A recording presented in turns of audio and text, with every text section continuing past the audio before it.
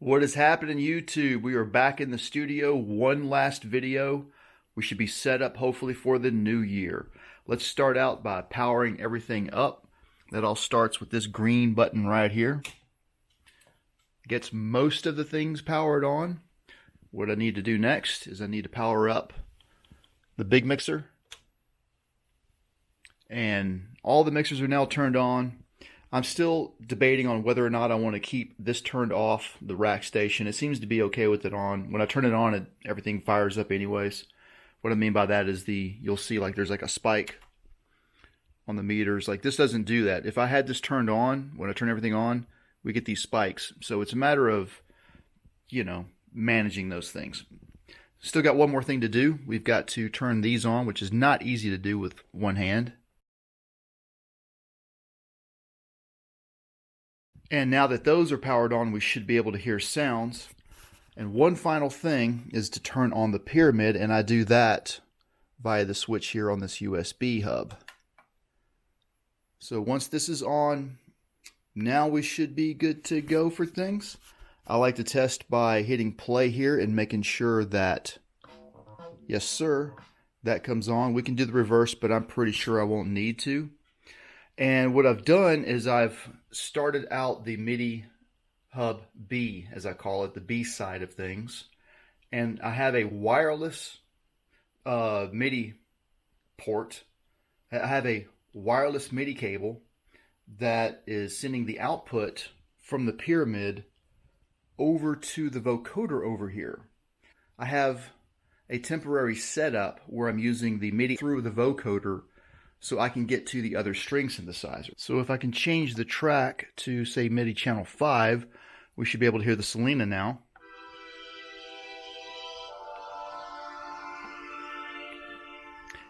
And that, again, is just a temporary setup. I'm going to have those coming off of the USB channel instead. But the important thing is this.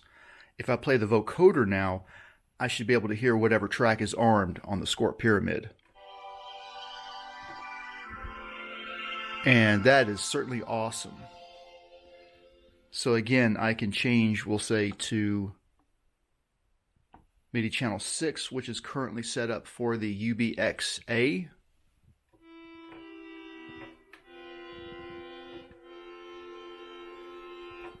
And while we're at it, let's get a current, no pun intended, current draw setting here. And we're looking at only about 2.5 amps.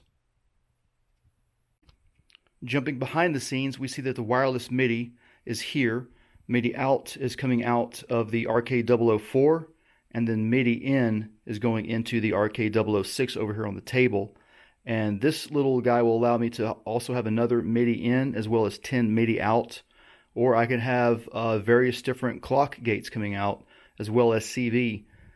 Additionally, I am going to be able to have more MIDI via these two makeshift, and of course that RK004 and that RK006. I've decided to mount my makeshift DC power distribution blocks to underneath the bookshelf to make for more room on the table.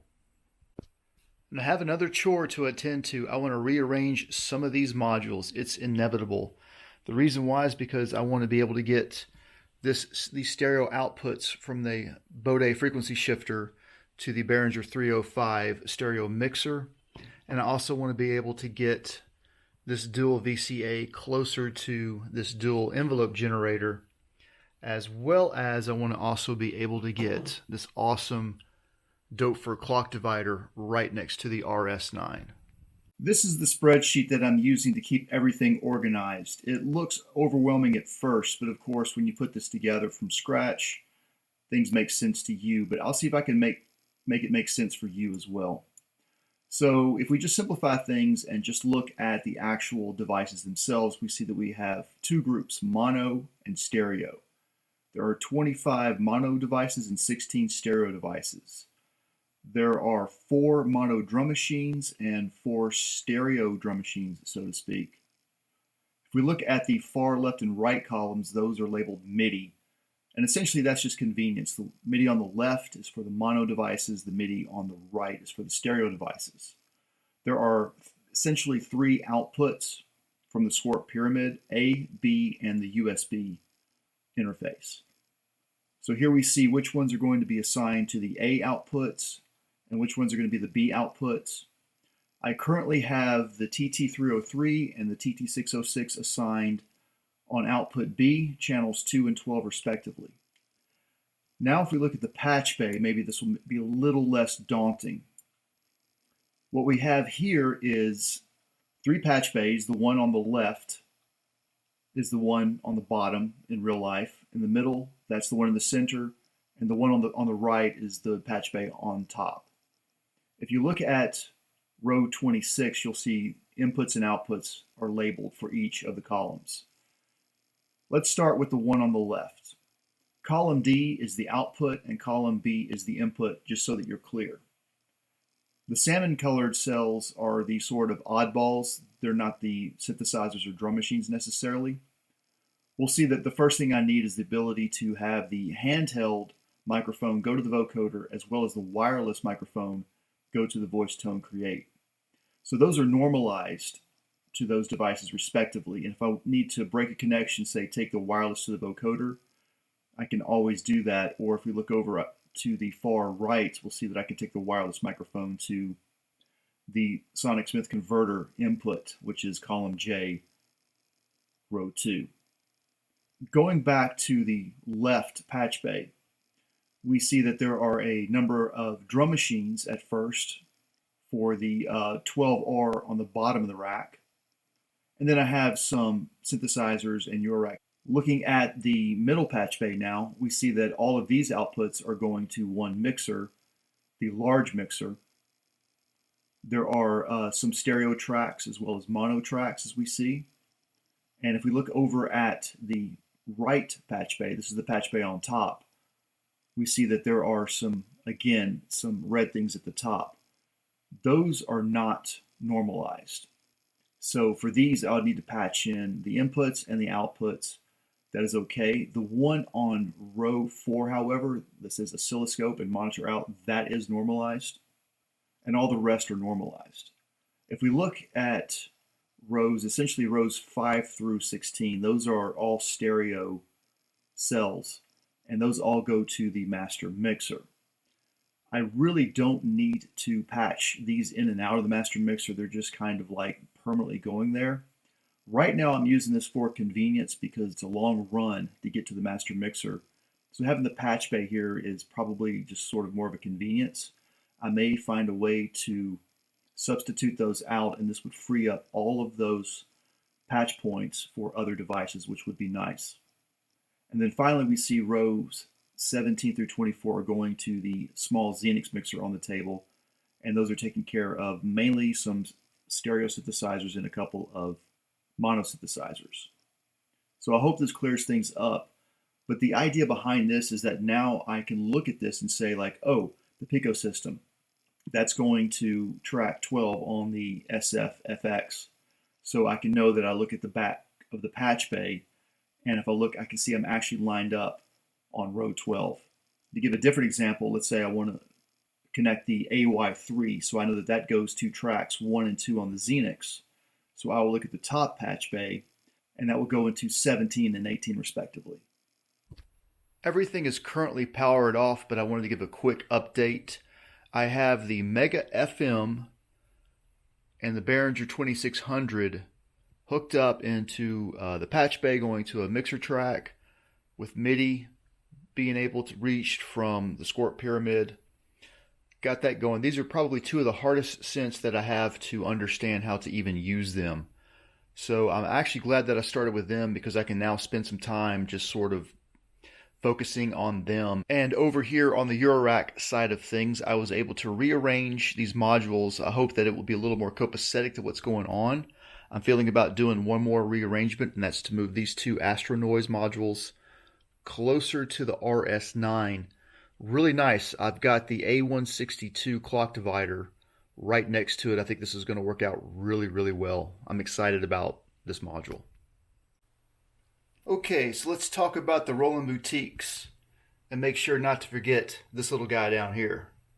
Jumping behind the scenes, we see how I'm going to attempt to power these up.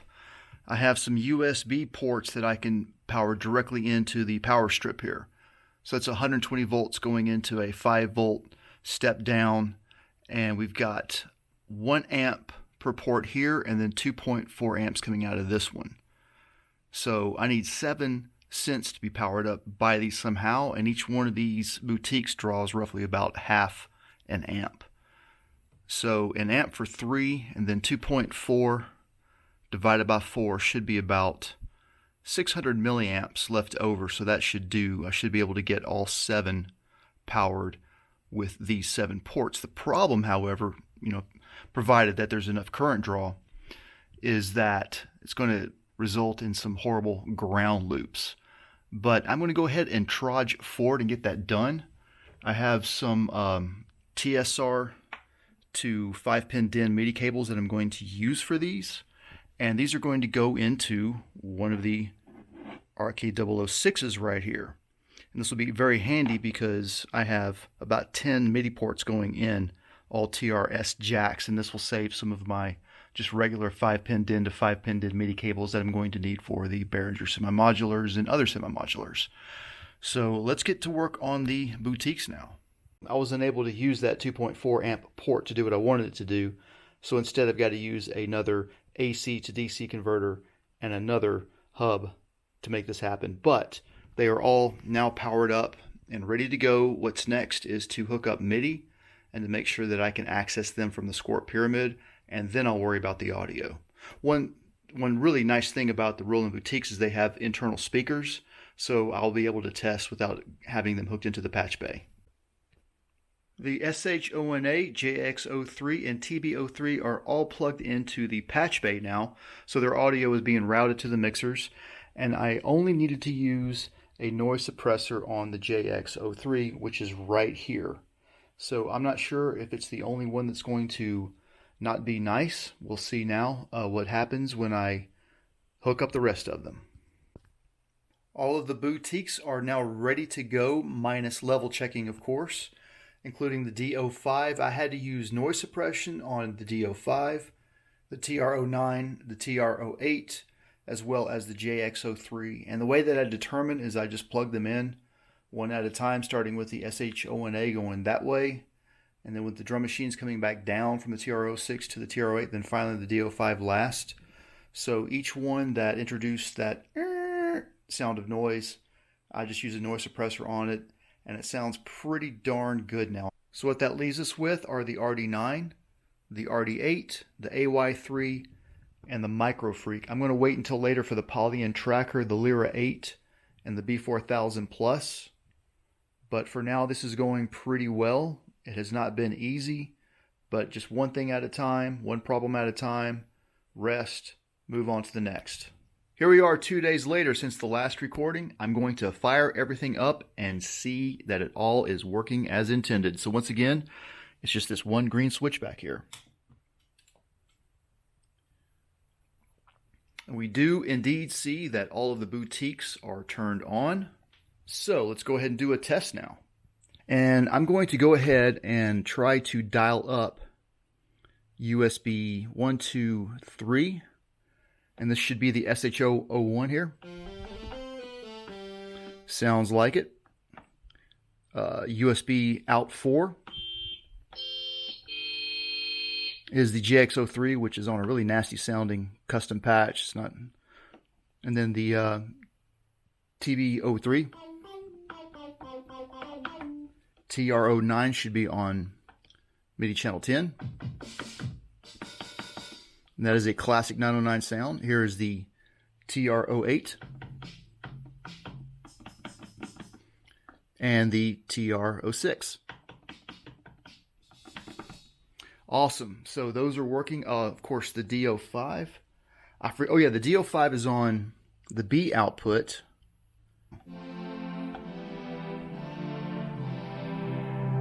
And that is one of the things I love about the Squirt Pyramid, is that it has these smart keys that can act as chords. So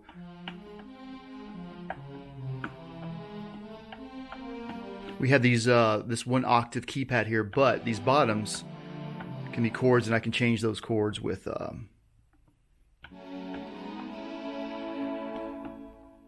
into... Pretty cool, huh? So what is left? I just installed the MicroFreak, and I'm only using the USB power cable. And this is going over here to this 7-port hub that is being controlled by the RK006, which is also now allowing the Pyramid to piggyback off of it. So we have the D05 pulled up on the Pyramid, and I can play it from the MicroFreak now.